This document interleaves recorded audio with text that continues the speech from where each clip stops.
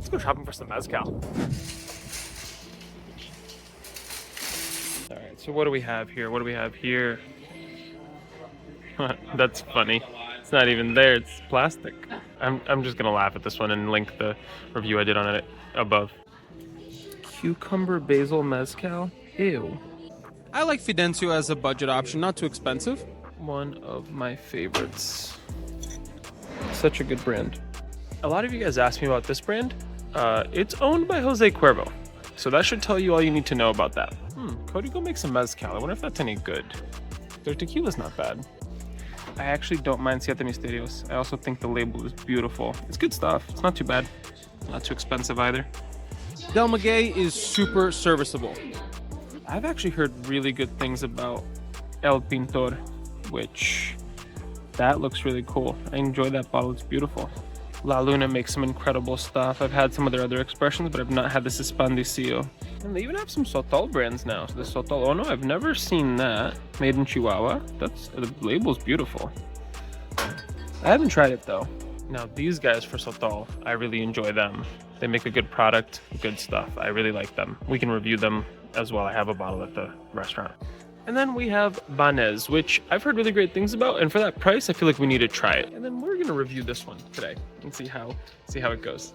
And so we picked up this bottle of Banez Mezcal. You saw the price was very good on this, not too expensive, and this is their Espadín and Baril expression. And one of the things that I discovered that I think is so cool about them is that Banez is owned and operated by a cooperative of families from Ejutla in Oaxaca. I hope I'm saying that right. And so that means that the families of this region, along with the farmers, all come together, they harvest the agave, they cook the agave, they make the mezcal, and they bottle it. And that's amazing because it's not some corporation that owns this and is just like taking the profits and doing whatever with it. This is a way of life for these families. And I think that's incredible. And so this one comes in, it is a Joven, and it comes in at about, where's the ABV? 42% ABV. And so this is a blend of two different varietals of agave, the agave angustifolia and the agave karwinski. If I'm not mistaken, that is the Espadín and Baril. Those are other names for them, which is obviously what's on the front there. And Espadín is one of the most common types of mezcal produced. I believe it's about like 90% of all mezcal is made from the Espadín variety. I think these bottles are actually very beautiful. On the back here, there's quite a bit of art as well that I really enjoy. And as you can see here, it has the agave with the quiote over at the top, which is the flower that grows once an agave is like mature. I don't know why I did this. I believe it's just when it gets mature. All right, well, enough about the brand. Let's talk about what's in the actual bottle. Ooh, there's a good smoky aroma, but there's a really awesome amount of citrus that I'm getting right off of just even opening the bottle.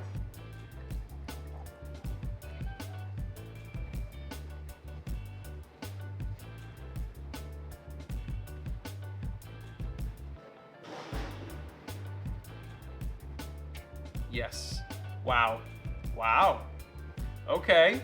So it's got a lot more smoke, I believe, on the nose than on the palate. Of course, it's there, it's a little present, but you get a lot more minerality, a lot more vegetal, and it's very citrusy. It's really fun to sip on this one. As a point of comparison, let's talk about, and I think this will help illustrate the point, the Del Maguey Vida. Now, Del Maguey Vida is a really popular mezcal. It was the mezcal brand that put mezcal on the map. This is incredibly smoke forward. A lot of folks that, at least at my bar and that I've talked to, they say they hate mezcal because they think it's too smoky.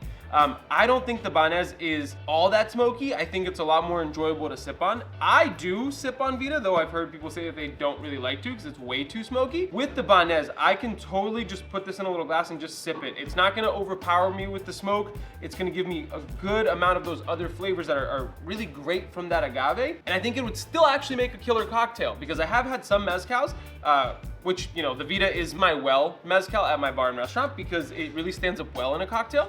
I've had some mezcals that they are good, but they kind of get lost in a cocktail. I don't know if this one would, but I think it would depend on the cocktail.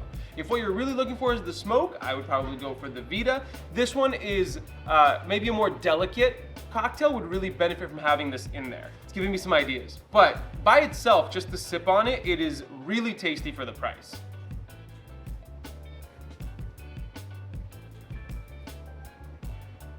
Oh, that's incredible. Incredible, incredible stuff, especially for that price point. I've had much more expensive mezcals that are not that enjoyable.